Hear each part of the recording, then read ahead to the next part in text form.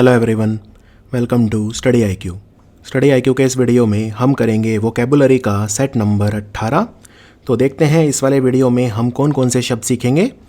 हम सीखेंगे cartel, sinecure, admonish, repercussion, inebriate, incarcerate, uxoricide, tarnish, exterminate और रिटेलिएट।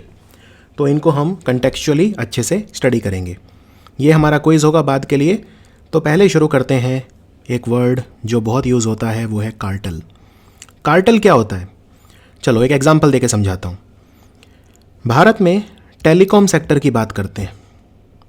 टेलीकॉम सेक्टर मतलब जो मोबाइल फ़ोन सेवा प्रदान करते हैं, यानी कि दूरसंचार। कितनी कंपनियाँ हैं? आप अपनी उंगलियों पे गिन सकते हैं। जैसे रिलायंस जियो, वोडाफोन, एयरटेल, वोडाफोन आइडिया अब एक ही हैं। यानी घूम फिर के मुश्किल से आपके पास 15 से 20 कंपनियां हैं। यानी कि अगर आपने मोबाइल फ़ोन ख़रीद लिया, उसका कनेक्शन लेना है तो आपके सामने सिर्फ 15-20 विकल्प हैं, राइट।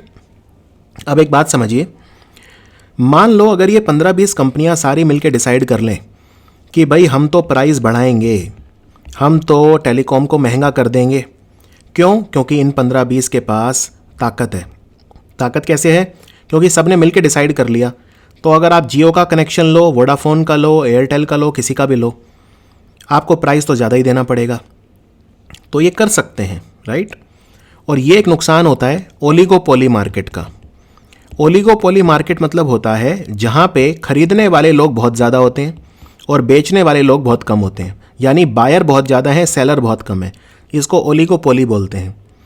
तो यहाँ पे ये सारे लोग मिलके आपस में एक संधि कर सकते हैं, एक तरह की आपस में एक साजिश कर सकते हैं कि क्योंकि हम सिर्फ 15-20 लोग हैं बेचने वाले, तो इससे सबको फ़ायदा होगा और नुकसान होगा भारत के 130 करोड़ उपभोक्ताओं को।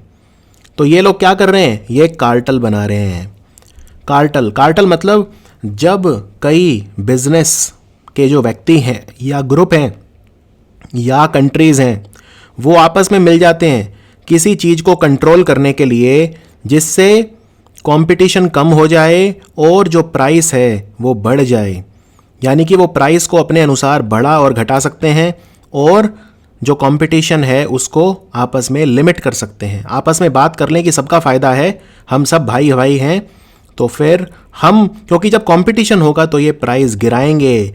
प्राइस इसलिए गिराएंगे कि उपभोक्ता हमारे पास आए। जैसे रिलायंस जियो ने प्राइस गिराया, यानी कार्टेल नहीं बनाया, ठीक है ना। तो कार्टेल नहीं बनना चाहिए, क्योंकि जब कार्टेल बन जाता है तो बिजनेसेस क्या करते हैं? आपस में गुप्त संधि कर लेते हैं, गुप्त बातचीत करके उपभोक्ताओं को नुकसान पहुंचा सकते हैं। और कार्टेल का एक मतलब और होता है, एक तो मैंने बता दिया आपको। एक मतलब कार्टेल का ये भी होता है जब बहुत सारे लोग, खास तौर पे राजनेता या क्रिमिनल जो अपराधी हैं, वो आपस में मिलके एक ग्रुप बना लेते हैं, तो उसे भी कार्टेल बोलते हैं। जैसे मैं आपको यहाँ पे एक एग्जांपल देता हूँ। ये अमेरिका है, ऊपर आप ये नक्शे में देखिए, ऊपर अमेरिका है ये जिसको मैं शेड कर रहा हूँ, और नीचे मैक्सिको है। अब मैक्सिको जो है वहाँ पे ड्रग्स बहुत ज़्यादा होते हैं। तो मैक्सिको और अमेरिका का बॉर्डर बहुत बड़ा है। ये जो पूरा बॉर्डर है ये मैक्सिको और अमेरिका का बॉर्डर है, और इससे मैक्सिको ड्रग्स पहुंचाता है अमेरिका में, और अमेरिका में फिर जो लोग हैं उनको नुकसान होता है। तो इसके लिए कई सारे कार्टेल बने हुए हैं, जैसे सिनालोआ कार्टेल। अब यहाँ पे आप ये हेडलाइन देखिए CNN की, 24 cartel member caught in US Mexico drug red. Police ने रेड करी। रेड आप समझते ही हैं, छापा मारना। तो पुलिस ने जब छापा मारा अमेरिका और मैक्सिको के बॉर्डर पे, तो 24 कार्टेल के जो मेंबर हैं उनको पकड़ लिया, कैच कर लिया। कैच का पास्ट होता है कॉट, समझ गए। तो कार्टेल मतलब एक रैकेट, एक तरह का रैकेट, या इसको सिंडिकेट बोल सकते हैं, या कंसोर्टियम। कंसोर्टियम मतलब होता है जब बहुत सारे बिजनेसेस एक हो जाते हैं। कंसोर्टियम मतलब किसी भी चीज़ का जमावड़ा। जैसे 4 कंपनियां हैं, 4 कंपनियों ने मिलकर एक कंसोर्टियम बना दिया, 4 देशों ने मिलकर कंसोर्टियम बना दिया। जैसे अब तेल बेचने वाले देश हैं, उन्होंने मिलकर एक कंसोर्टियम बना रखा है जिसको ओपेक बोलते हैं। इसी तरह से दक्षिण एशियाई जो देश हैं, साउथ ईस्ट, दक्षिण पूर्वी जो देश हैं साउथ ईस्ट, उन्होंने मिलकर एक संगठन बना रखा है जिसका नाम है आसियान। तो ये एक तरह का आसियान क्या है, एक तरह का कंसोर्टियम है, क्योंकि ये सारे देश मिलके एक दूसरे के हितों की रक्षा करेंगे, अपने इंटरेस्ट्स की रक्षा करेंगे। इसको कॉन्ग्लोमेरेट भी बोलते हैं, कॉन्ग्लोमेरेट। तो कॉन्ग्लोमेरेशन मतलब बहुत सारी चीज़ों का पास आना। तो क्लियर है, कार्टेल समझ लिया आपने। अब यहाँ पे हम देखते हैं sentence. The notorious cocaine cartels have been attacked and fragmented. Notorious मतलब होता है कुख्यात, जो बुरी चीज़ के लिए प्रख्यात होता है उसे कुख्यात बोलते हैं।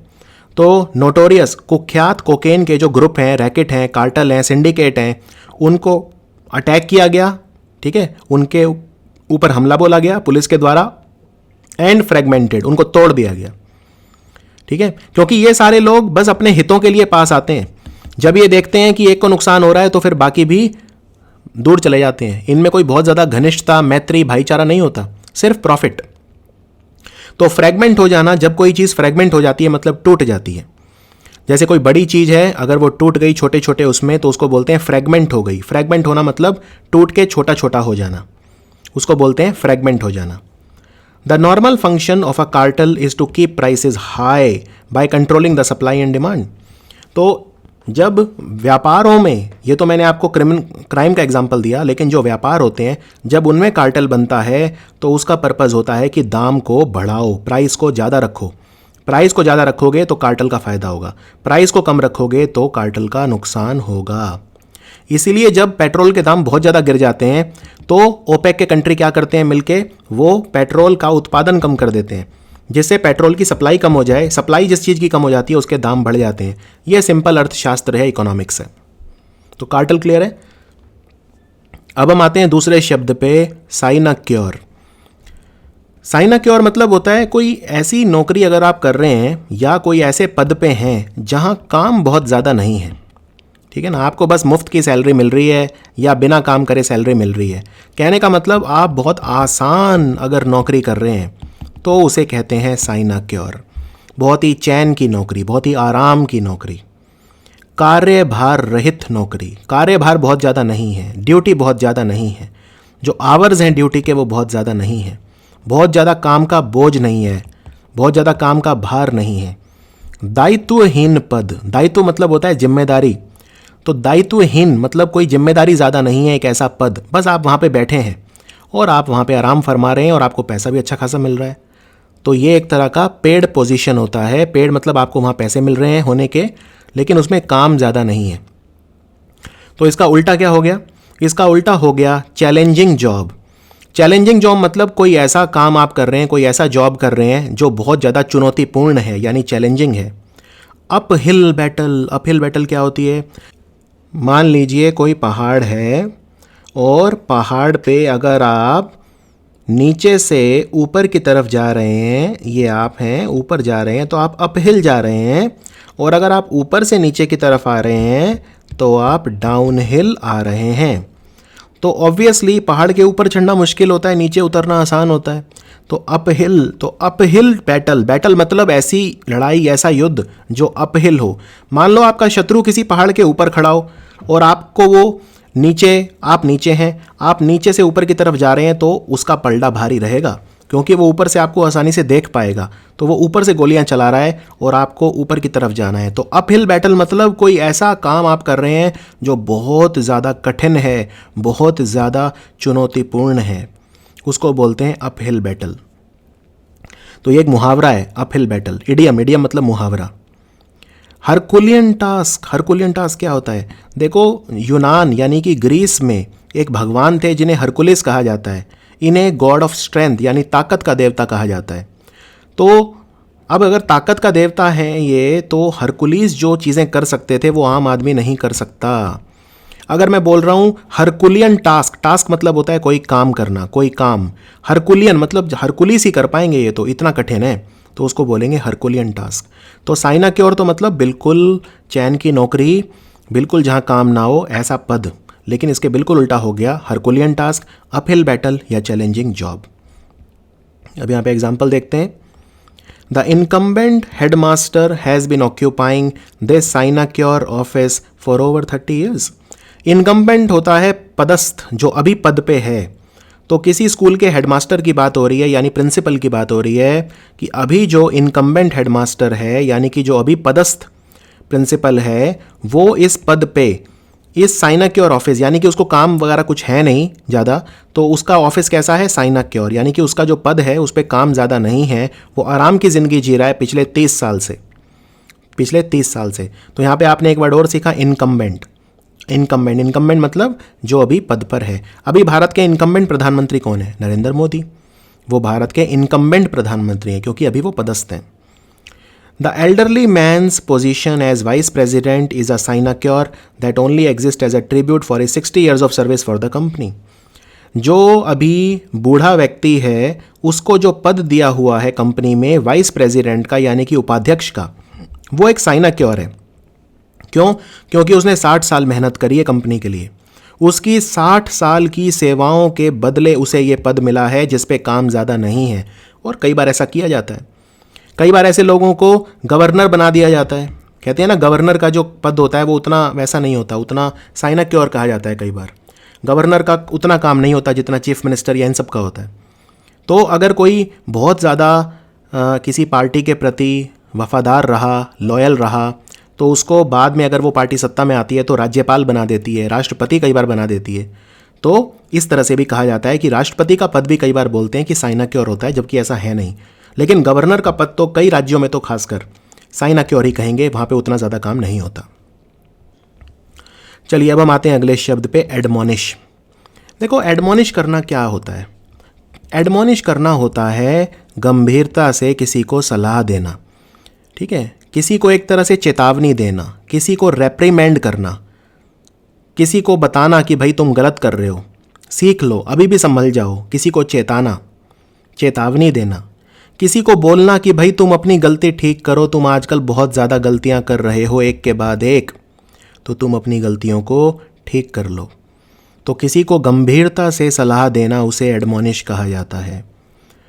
इसके सिनोनिम देखते हैं, काउंसिल, कहते हैं ना काउंसलिंग चाहिए मुझे, यानी कि मुझे एडवाइस चाहिए, मुझे सलाह चाहिए। तो एक तरह से आप बोल सकते हो किसी को डांटना, किसी को डांट कर समझाना, कई बार ये भी हो सकता है, समझाना, चेतावनी देना, किसी को सावधान करना। कहते हैं ना भाई खबरदार, आज के बाद ये किया तो मतलब मैं आपको सावधान करता हूँ। कई बार नम्रता से किसी को झिड़क देना, किसी को कहते हैं ना झिड़क दिया उसने मुझे, झिड़क दिया मतलब मुझे थोड़ा सा उसने, ऐसा नहीं कि बहुत ज़्यादा गुस्सा किया, लेकिन झिड़क दिया मुझे, नम्रता से झिड़क दिया। किसी को सलाह देना, गंभीरता से सलाह देना, तो उसको बोलते हैं काउंसलिंग देना। इंस्ट्रक्ट करना, इंस्ट्रक्ट करना मतलब आदेश देना, बताना कि क्या करना है, इंस्ट्रक्शन देना। एग्जॉर्ट करना, एग्जॉर्ट करना क्या होता है? एग्जॉर्ट करना मतलब किसी को, इसके कई मीनिंग होते हैं, जैसे नसीहत देना, वो एक ही बात है, सलाह देना, नसीहत देना, या किसी को समझाना, दबाव डालना, कई बार ज़रूरत पड़े तो थोड़ा सा जोर देकर कहना, ठीक है ना, ऐसे नहीं सिर्फ ऐसे ही बोल दिया, थोड़ा सा जोर देकर पैशन के साथ बोलना, तो उसको बोलते हैं एडमोनिश। तो इसका उल्टा क्या हो गया? अब या तो आप किसी को समझाएंगे कि भाई गलतियां मत करो, आप उसको क्रिटिसाइज़ करेंगे, थोड़ा बहुत आप उसकी वो करेंगे, उसको क्रिटिसाइज़ करेंगे, राइट। लेकिन अगर वो अच्छा काम करेगा तो आप उसको अपलॉड करेंगे, ताली बजाएंगे। एक्सटॉल मतलब तारीफ़ करना, प्रेज मतलब भी तारीफ़ करना, यानी कि किसी को सराहना, किसी के काम को सराहना, तालियां बजाना, किसी की प्रशंसा करना, राइट, ऊंचे स्वर में प्रशंसा करना, सबके सामने प्रशंसा करना, सबके सामने प्रशंसा करना, वाह वाही देना, एकदम कहते हैं ना वाह वाह, तो वाह वाही देना, तो ये सब है इसका उल्टा। Example, finally the boss had to admonish his employees to arrive on time for work. काफ़ी दिन से जो एम्प्लॉई हैं, कर्मचारी हैं, वो लेट आ रहे थे टाइम पे, तो बॉस ने क्या किया, उनको एडमोनिश किया, उनको समझाया, अच्छे से समझाया कि भाई ये मैं आपको क्रिटिसाइज़ कर रहा हूँ, ठीक है, ये चीज़ आप नहीं कर सकते, तो उनको अच्छे से समझा दिया। अब अगर वो फिर भी नहीं मानेंगे तो फिर बॉस और ज़्यादा लेवल बढ़ाएगा, फिर और ज़्यादा लेवल बढ़ाएगा, फिर फाइनली निकाल देगा। लेकिन हमें एक लैडर को फॉलो करना चाहिए, एक सीढ़ी को फॉलो करना चाहिए। पहले हमें प्यार से समझाना चाहिए, फिर हमें गंभीरता से समझाना चाहिए, जिसे एडमोनिश कहते हैं, फिर हो सके तो हमें अपमानित करना चाहिए या इंसल्ट भी करना चाहिए ज़रूरत पड़ने पर, और फिर हमें गुस्से में समझाना चाहिए बहुत ज़्यादा, फिर वार्निंग देनी चाहिए, एकदम चेतावनी बिल्कुल देना, सीरियस चेतावनी कि भाई आखिरी वार्निंग है ये, और फिर फाइनली फिर जो है उसे निकालना ही पड़ेगा एम्प्लॉय को। तो बॉस ने एडमोनिश किया अपने एम्प्लॉयज़ को। अब ये बड़ी अच्छी लाइन लगती है मुझे, हमेशा मैं बोलता हूँ सबको, admonish your friends in private, praise them in public. लेकिन आजकल होता उल्टा है। देखिए, आपके हिस्से में प्रशंसा भी आ सकती है और बेइज्जती भी आ सकती है। आजकल होता क्या है, बेइज्जती तो पब्लिकली करते हैं लोग और प्रशंसा करते हैं प्राइवेट में। होना चाहिए उल्टा, प्रशंसा सबके सामने होनी चाहिए और एडमोनिश करना है तो प्राइवेट में करो। किसी को चेतावनी देनी है, समझाना है, जताना है, सावधान करना है, डांटना है, क्रिटिसाइज़ करना है, तो ये सब प्राइवेट में करना चाहिए। लेकिन अगर किसी की तारीफ़ करनी है तो पब्लिक में करनी चाहिए। आजकल उल्टा होता है। हाँ, ये अलग ही उल्टी गंगा बह रही है। अब हम बात करते हैं रेपरकशन। रेपरकशन मतलब क्या होता है? रेपरकशन मतलब आप जो काम कर रहे हो उसकी प्रतिक्रिया क्या होगी, उसके परिणाम क्या होंगे, सोच समझ के करिए। इसके रेपरकशन हो सकते हैं। जैसे यहाँ पे मैं एक आपको पहले सेंटेंस दिखाता हूँ। Since he wanted to play his drums at night without any repercussion from his neighbour, he place soundproof padding on the walls of the garage.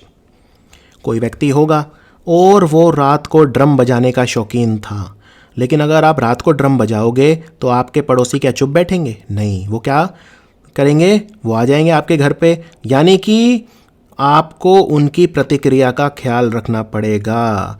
तो जो रेपरकशन हैं नेबर्स के, पड़ोसियों के, उसने उनको समझा, इसलिए उसने क्या किया, अपनी जो दीवारें हैं, जो वॉल्स हैं अपनी गराज की जहाँ पे वो ड्रम बजाता था, उसको साउंड प्रूफ करवा दिया।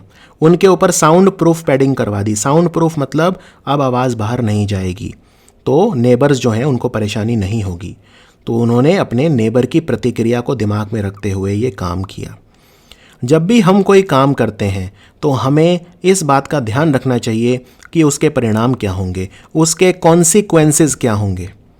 तो ये भी एक अच्छा वर्ड है, कॉन्सिक्वेंसेस।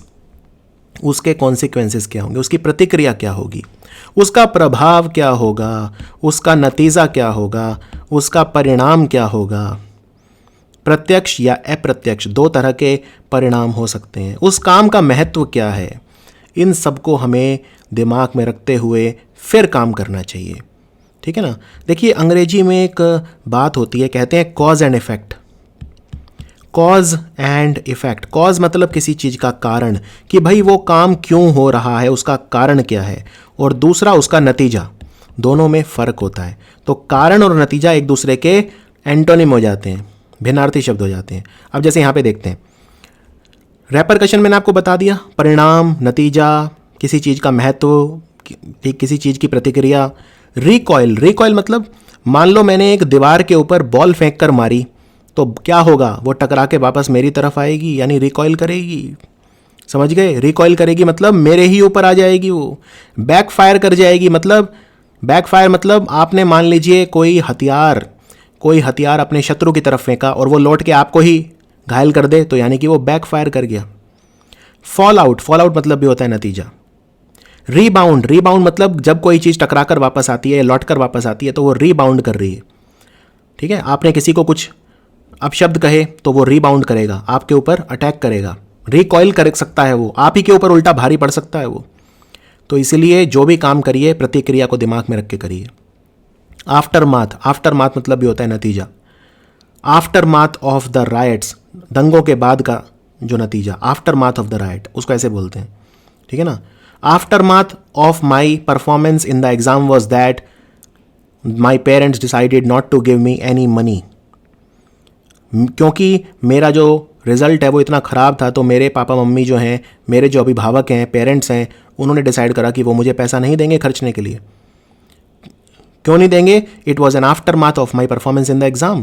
क्योंकि मेरे जो एग्ज़ाम में नतीजा था, जो परफॉर्मेंस था, वो बहुत ख़राब था, तो उसका आफ्टर माथ था, उसका नतीजा ये हुआ।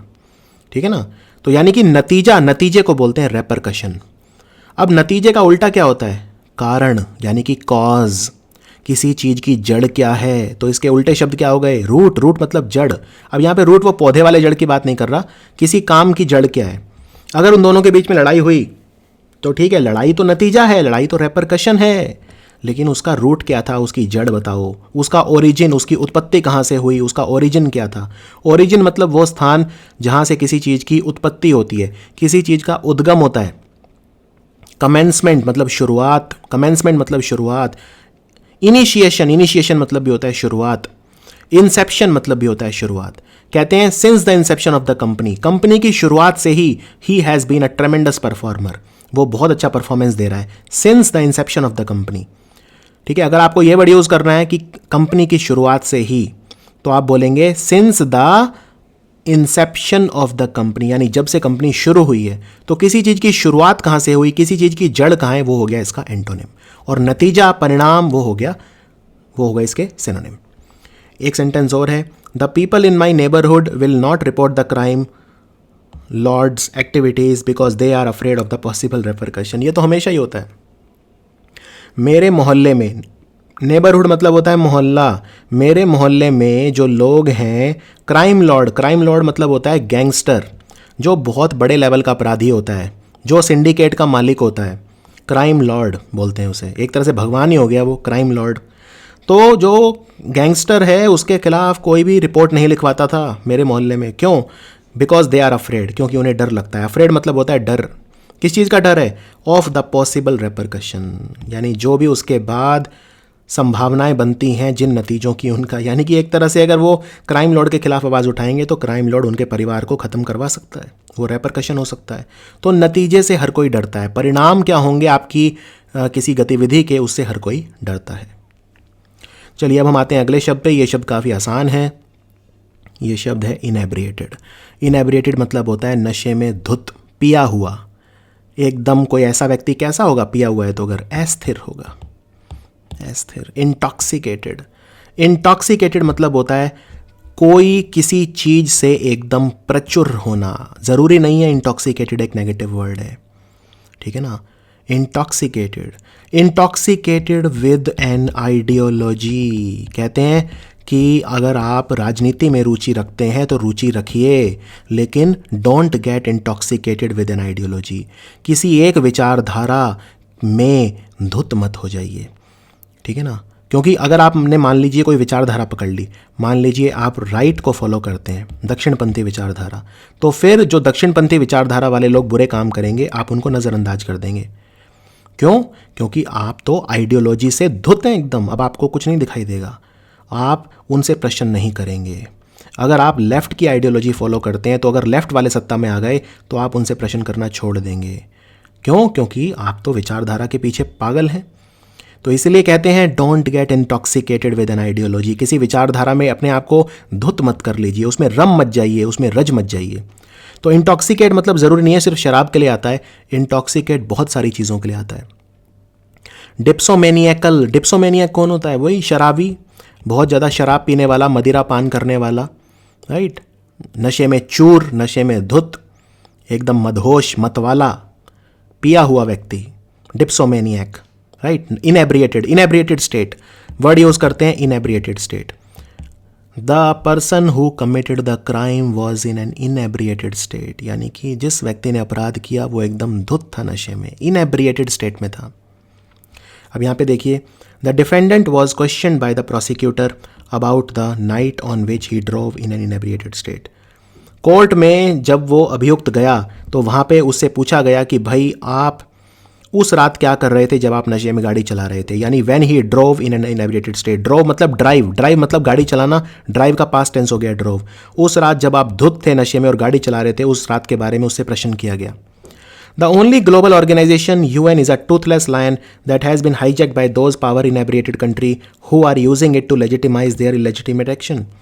आजकल ऐसा बोला जाता है कि संयुक्त राष्ट्र जो है, यूनाइटेड नेशंस, वो एक टूथलेस लायन, एक ऐसा शेर है जिसके दांत नहीं है, यानी दंतहीन, विषहीन, दंतहीन, विषहीन, यानी कोई ताकत नहीं बची है UN में। क्यों? क्योंकि UN को हाईजैक कर लिया है। UN को एक तरह से बंदी बना रखा है। किसने? वो पावर इनेब्रिएटेड कंट्री, यानी वो कंट्रीज, वो देश जो अपनी सत्ता, अपनी पावर, अपनी ताकत में धुत हैं, इनेब्रिएटेड है। तो आदमी इनेब्रिएटेड सिर्फ शराब में ही नहीं होता, आदमी इनेब्रिएटेड अपनी पावर में होता है, घमंड में होता है, अपने अहंकार में धुत होता है, इनेब्रिएट हो जाता है। Power, power inebriated, right. तो ये वो जो कंट्री हैं उन्होंने अपने अवैध जो गतिविधियां हैं उनको वैध बनाने के लिए यूएन का इस्तेमाल किया है, राइट। अब इसका उल्टा क्या होगा? इसका उल्टा होगा एब्स्टीमियस। एब्स्टीमियस कौन होता है? एब्स्टिनेंट और एब्स्टीमियस मतलब एक ही होता है, यानी जो अपने ऊपर संयम रखे, जो गलत चीज़ों को ना कह सके, राइट। संयमी, जो हमेशा अपनी सुध में रहे, बेसुध ना हो, सुध में रहे, होश में रहे, यानी सोबर। सोबर वो व्यक्ति होता है जिसमें उद्वेग नहीं होता, जिसमें किसी किस्म का उद्वेग नहीं होता, जिसको आसानी से आप भड़का नहीं सकते, जो अपना आपा नहीं खोता, वो सोबर होता है। जो सुध में होता है, जो होश में होता है, जो सादा होता है, सिंपल होता है, सोबर होता है। जो परहेज करता है, एब्स्टिनेंट, एब्स्टीमियस। टीटॉटलर मतलब होता है जो किसी भी तरह का ड्रग, शराब, सिगरेट वगैरह ना पिए, उसे बोलते हैं टीटॉटलर। जनरली शराब के सेंस में टीटॉटलर वर्ड का इस्तेमाल होता है। जो शराब ना पिए उसे टीटॉटलर बोलते हैं। चलिए अब हम आते हैं अगले शब्द पे। ये आसान है। इनकैरसरेट। इनकैरसरेट मतलब होता है किसी को बंदी बना लेना, किसी से उसकी स्वतंत्रता छीन लेना, किसी को जेल में डाल देना, यानी इम्प्रिजन कर लेना, किसी को कैद कर लेना, किसी को कैद कर लेना, किसी को कन्फाइन मतलब अगेन कैद कर लेना, सलाखों के पीछे डाल देना, बंदी बना लेना। तो इसका सिनोनिम हो गया अरेस्ट। अरेस्ट करना मतलब सिंपल है, अरेस्ट कर लेना, कैद कर लेना। अरेस्ट करने को आप एप्रीहेंड करना भी बोल सकते हो। एप्रीहेंड कर लिया पुलिस ने, उसे नैब कर लिया, पकड़ लिया, दबोच लिया। डिटेन कर लिया, अगेन डिटेन करना भी वही होता है, ठीक है। कैप्टिव ले लिया, कैप्टिविटी यानी कि कैद में। कैप्टिविटी मतलब होता है कैद, तो कैप्टिव मतलब वो व्यक्ति जो कैद में है। जैसे कहते हैं एलिफेंट इन कैप्टिविटी, यानी कि वो हाथी जो बंदी हैं, एलिफेंट्स इन कैप्टिविटी, या एलिफेंट्स इन द वाइल्ड, यानी जंगली हाथी जो जंगल में है, जो कैद में नहीं है। तो एंटोनिम उल्टा क्या हो गया? रिलीज। रिलीज मतलब किसी को स्वतंत्र कर देना, किसी की सलाखें खोल देना, किसी को डिस्चार्ज कर देना। डिस्चार्ज जैसे हॉस्पिटल से डिस्चार्ज होते हैं आप, जेल से डिस्चार्ज होते हैं आप, ठीक है। आपको अपनी स्वतंत्रता वापस मिल जाती है, आप डिस्चार्ज हो जाते हैं। आप एडमिट होते हैं पहले वहाँ पे, लेकिन बाद में डिस्चार्ज हो जाते हैं। तो ये एकदम आसान है, एकदम क्लियर है। यहाँ पे एग्जाम्पल देखते हैं। Since the king oppose the executions he incarcerated the traitor for life. Traitor मतलब कौन होता है? गद्दार, गद्दारी करे, मीर जाफर किस्म का व्यक्ति, जयचंद किस्म का व्यक्ति, गद्दार कहा जाता है इन्हें। तो चूंकि वो राजा जो है वो एग्जीक्यूशन मतलब होता है फांसी या मृत्यु दंड देना। एग्जीक्यूशन के कई तरीके होते हैं, उनमें से एक फांसी होता है। एग्जीक्यूट कर देना किसी को मतलब उसे मृत्यु दंड दे देना। राजा मृत्यु दंड के खिलाफ था, उसको अपोज करना मतलब किसी चीज़ की खिलाफत करना। तो राजा जो है वो फांसी के खिलाफ था, मृत्यु दंड के खिलाफ था, इसलिए उसने गद्दार के साथ क्या किया? उसको पूरे आजीवन उसको इनकैरसरेट कर दिया, यानी बंदी बना लिया। यानी उसको मृत्यु दंड नहीं दिया, परंतु उसे पूरे जीवन के लिए उसे जेल के सलाखों के पीछे डाल दिया। We were incarcerated in that broken elevator for hours. Elevator होता है लिफ्ट, लिफ्ट खराब हो गई, हम सारे लोग फंस गए, यानी हम उसमें कैद हो गए लिफ्ट में घंटों तक, for hours. We were incarcerated. Incarcerated मतलब हम उस खराब हुई लिफ्ट में फंसे रहे, कैदी बन के रहे घंटों तक। अगला शब्द है युक्सोरिसाइड। युक्सोरिसाइड मतलब अपनी पत्नी का कत्ल कर देना। देखो साइड मतलब क्या होता है? साइड मतलब होता है मारना या मृत्यु।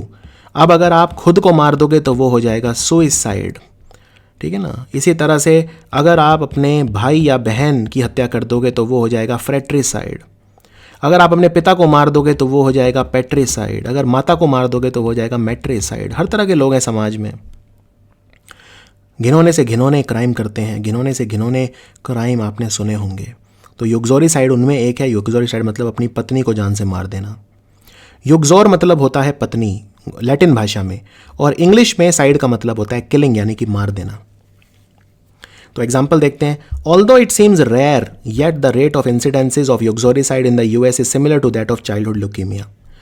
उतना ज़्यादा अमेरिका में युक्सोरिसाइड के केसेस नहीं होते, तो जितना बच्चों में कैंसर के केस होते हैं यानी चाइल्डहुड ल्यूकीमिया, उतने ही केसेस जो हैं वो युक्सोरिसाइड के होते हैं अमेरिका में। तो दोनों ही काफ़ी कम हैं।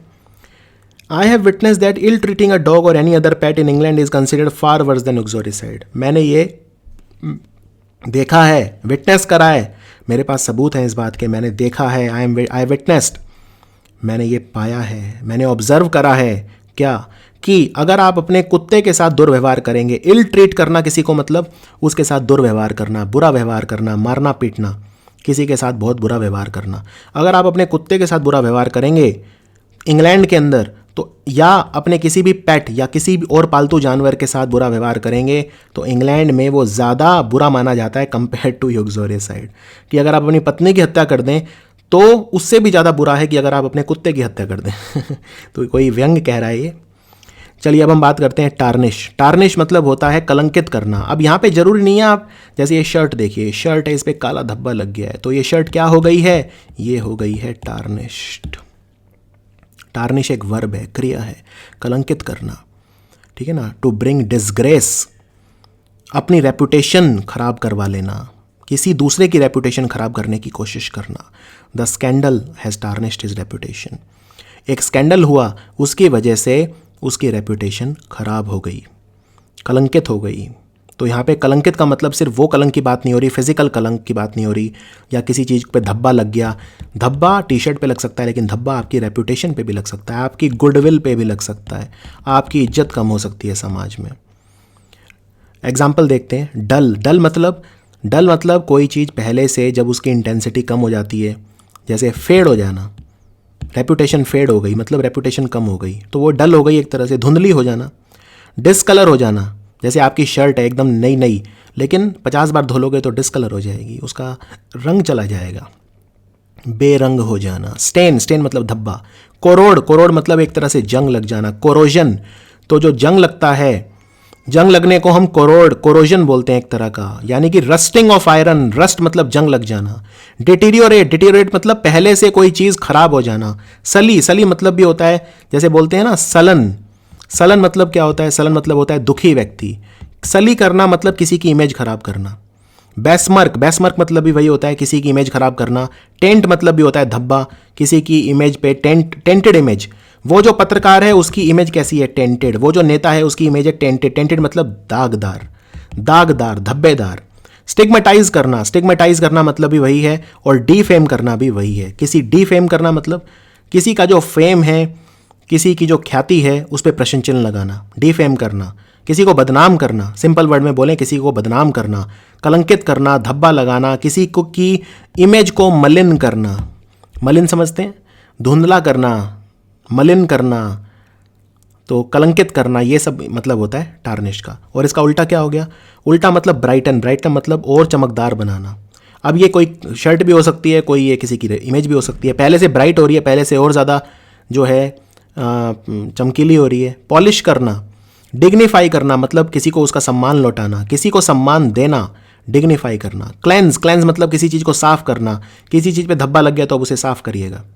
प्यूरिफाई किसी चीज़ को पाक पवित्र बनाना, ये हो गया इसका उल्टा। और ये सारे के सारे शब्द बहुत ही ज़्यादा कॉमन है। एग्जाम्पल देखते हैं। Maria sued a magazine company who tried to tarnish her image by falsely claiming that she was a drug addict. तो मारिया जो है उसने एक मैगजीन कंपनी के ऊपर मुकदमा कर दिया। किसी को सू कर देना मतलब मुकदमा कर देना। तो उसने एक मैगजीन कंपनी के ऊपर मुकदमा कर दिया। उस मैगजीन कंपनी ने उसकी इमेज को खराब करना चाहा ये बोलकर कि वो ड्रग एडिक्ट है, कि वो नशा करती है। Gold has been valued since antiquity because it does not tarnish or rust like other metal. लोग सोने में निवेश क्यों करते हैं, गोल्ड की वैल्यू इतनी ज़्यादा क्यों है? सिंस एंटिकिटी मतलब प्राचीन समय से ही, बहुत पुराने समय, बहुत प्राचीन समय से ही गोल्ड में लोग इन्वेस्ट करते हैं, क्योंकि it does not tarnish or rust like other metal, क्योंकि वो टार्निश नहीं होता या उसमें जंग नहीं लगता दूसरी धातुओं की तरह।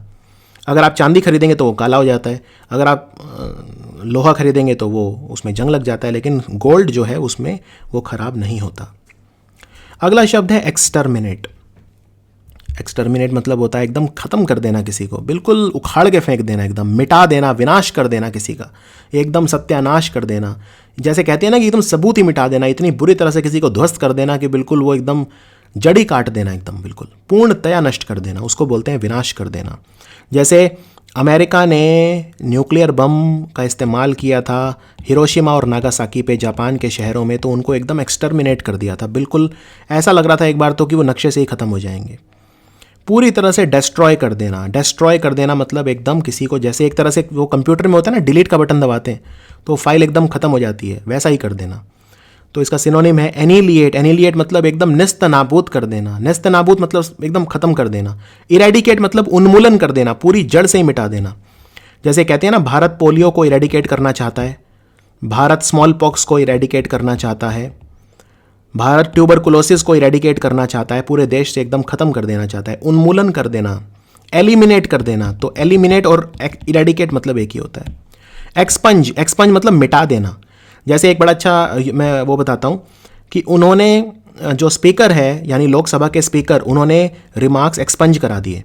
यानी लोकसभा में खड़े होके कोई सांसद बहुत गंदी गंदी बातें बोल रहा था, तो जो भी सांसद बोलते हैं वो लिखा जाता है बाकायदा, ठीक है ना, लिखा जाता है। तो वो जब लिखा गया तो उसमें से वो उसके रिमार्क्स जो थे, जो गंदी बातें थी, वो एक्सपंज करा दी यानी मिटवा दी। तो एक्सपंज कर देने का मतलब एक ये भी होता है, मिटा देना मतलब एक फिजिकल सेंस में मिटा देना, और एक वैसे भी होता है किसी को ख़त्म कर देना, मिटा देना। एक्सटरपेट मतलब भी होता है ख़त्म कर देना। वाइप आउट मतलब भी होता है ख़त्म कर देना। पूरी तरह से उसकी रेस ही वाइप आउट हो गई है, वो पूरी नस्ल ही ख़त्म हो गई, यानी पूरी नस्ल वाइप आउट हो गई, पूरा कंट्री वाइप आउट हो गया, पूरा कंट्री ख़त्म हो गया, राइट। साफ कर दिया एकदम, पूरी तरह से खात्मा कर दिया उसका, ख़त्म कर दिया, पूर्णतया नष्ट कर दिया, उखाड़ दिया एकदम, एक्सटर्मिनेट कर दिया। एग्जाम्पल, पहले इसके एंटोनिम देखते हैं। एंटोनिम मतलब अब या तो आप किसी को ख़त्म कर देंगे या उसका संरक्षण करेंगे, उसको बचाएंगे, उसको सेफगार्ड करेंगे, कंजर्व करेंगे, संरक्षण करेंगे, प्रिजर्व करेंगे, उसको बचाएंगे, प्रोटेक्ट करेंगे, उसकी रक्षा करेंगे, रेस्टोर करेंगे या रिवैम्प। रेस्टोर और रिवैम्प मतलब दोनों एक ही होता है। दोनों का मतलब होता है उनकी मरम्मत करवाना।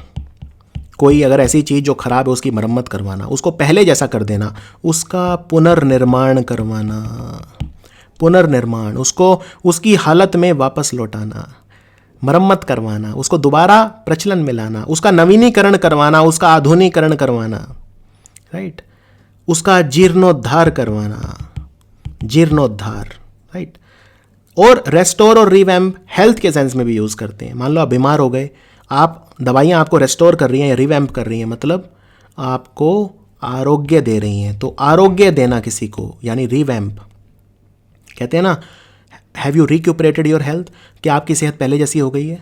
Yes, I revamped the entire house, मैंने पूरे घर की मरम्मत करवा दी, मैंने उसको रिवैम्प करवा दिया, जीर्णोद्धार करवा दिया, उसको नवीनीकरण उसका करवा दिया, आधुनिकीकरण करवा दिया, राइट, उसको वापस वैसा करवा दिया जैसा पहले था, नवीनीकरण करवा दिया।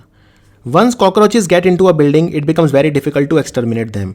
एक बार कॉकरोच अगर किसी बिल्डिंग में घुस जाते हैं तो फिर उनको एक्सटर्मिनेट करना बड़ा मुश्किल हो जाता है, उनको खत्म करना बड़ा मुश्किल हो जाता है। Millions of Jews were exterminated in concentration camps in the second world war. द्वितीय विश्व युद्ध में जो हिटलर था उसने लाखों की तादाद में जो यहूदी धर्म के लोग थे, जू जिन्हें बोलते थे, उनको एक्सटर्मिनेट कर दिया, उनको खत्म करवा दिया।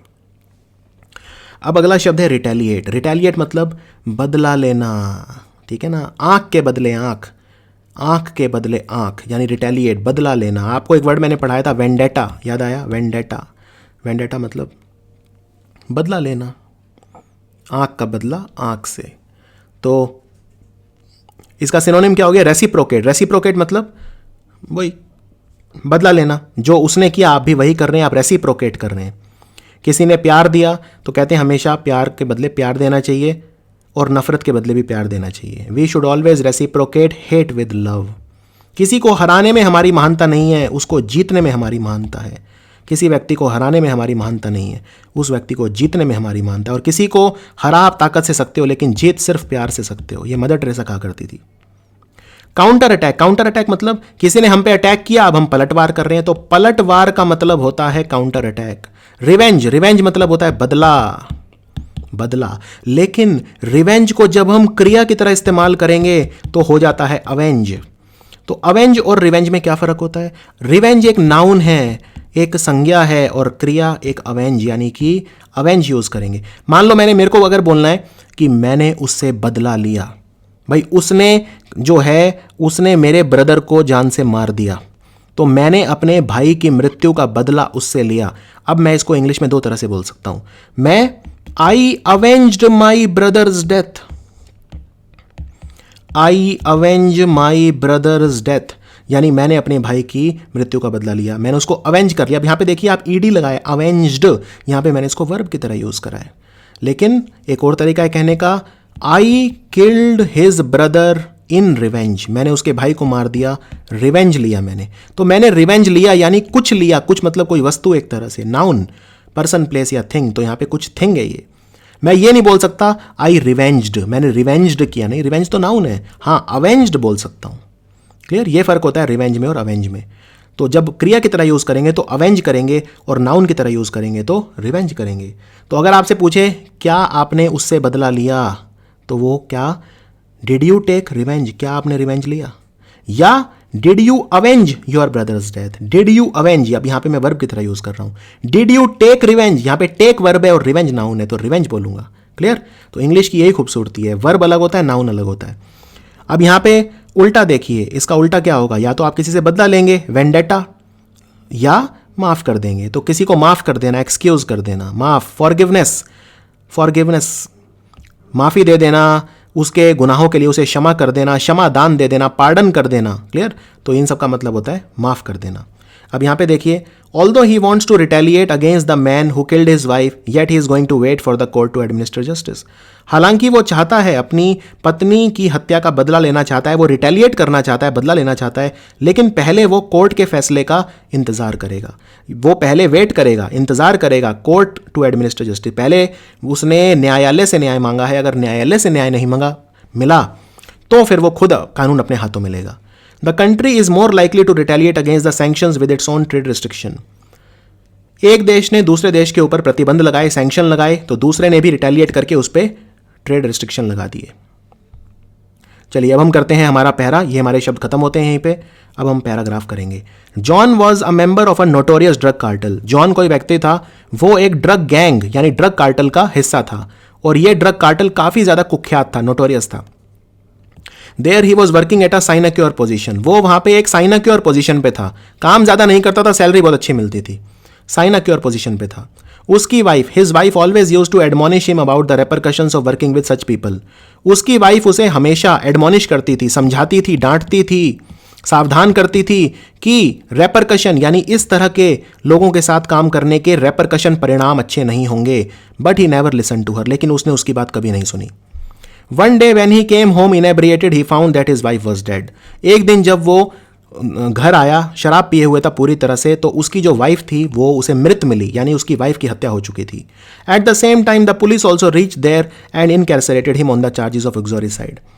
उसी समय जो पुलिस थी वो भी वहां पहुंच गई उसके घर पे, और उसी को ही अरेस्ट कर लिया अपनी पत्नी को मारने के जुर्म में, यानी कि इनकैर्सरेट कर लिया, अरेस्ट कर लिया एक्सोरिसाइड के चार्जेस पे। पुलिस ने उस पर चार्ज लगाया कि तुमने ही अपनी पत्नी को मारा है। John's image got tarnish, John की पूरी इमेज खराब हो गई इस हादसे के बाद। After this incident, after a few days he escaped from the prison, कुछ दिनों के बाद वो प्रिजन, जेल से भाग निकला, एस्केप कर गया, वहां से भाग गया, जेल तोड़ के भाग गया। By exterminating the real culprit he therefore retaliated in the same manner as the murder of his wife and avenged his wife's murder. बाद में जेल से भाग के उसने जो असली दोषी था, रियल कल्प्रिट मतलब असली दोषी, कल्प्रिट मतलब होता है दोषी, जो असली दोषी था उसको उसने जान से मार दिया, पूरी तरह से खत्म कर दिया, एक्सटर्मिनेट कर दिया। उसने इस तरह से रिटेलिएट किया यानी पलटवार किया, उसी तरह से जिस तरह से उसकी पत्नी के जो मर्डरर था, जिसने उसकी पत्नी को मारा था, जो उसने किया सेम काम जॉन ने किया, और इस तरह से उसने अपनी पत्नी के मर्डर का बदला लिया। ही avenged his wife's murder. Clear, तो ये था आपका वो आज का वीडियो। और अब हम जो एक छोटा सा MCQ करते हैं। तो रिटेलिएट का उल्टा क्या होगा, रिटेलिएट का उल्टा, तो रिटेलिएट का उल्टा क्या होगा, रिटेलिएट का उल्टा होगा, रिटेलिएट मतलब पलटवार, ठीक है। तो काउंटर अटैक मतलब भी वही है, रिवेंज मतलब भी बदला है, रेसिप्रोकेट मतलब भी वही है, तो आंसर हो गया रेमिट, यानी कि माफ कर दिया, एक तरह से रेमिट कर दिया, माफ कर दिया। रेमिट का एक मतलब और होता है पैसा भेजना, पैसा रेमिट करना, रेमिटेंस, तो वो भी एक अलग मतलब होता है, लेकिन मतलब यहाँ पे रेमिट होगा। इनेब्रिएट का सिमिलर मीनिंग क्या होगा, इनेब्रिएट मतलब धुत, तो उसका सिमिलर होगा इंटॉक्सिकेटेड, तो आंसर है सी। एडमोनिश, एडमोनिश का उल्टा क्या होगा, एडमोनिश मतलब किसी को डांटना, समझाना, गंभीरता से समझाना, तो इसका उल्टा होगा तारीफ करना, तो आंसर हो गया एक्सटॉल यानी कि तारीफ करना। इनकैर्सरेट का उल्टा, इनकैर्सरेट मतलब किसी को बंदी बनाना, कैद करना, तो इसका उल्टा क्या हो गया, किसी को डिस्चार्ज कर देना, फ्री कर देना, मुक्त कर देना। रेपरकशन का समानार्थी, रेपरकशन मतलब किसी चीज़ का नतीजा, ठीक है, तो इसका जो सिनोनिम होगा वो होगा रीबाउंड, प्रतिक्रिया, रीबाउंड। तो ये था हमारा वीडियो नंबर 18। मिलते हैं बहुत जल्दी वीडियो नंबर 19 में। Thank you for watching study IQ vocabulary.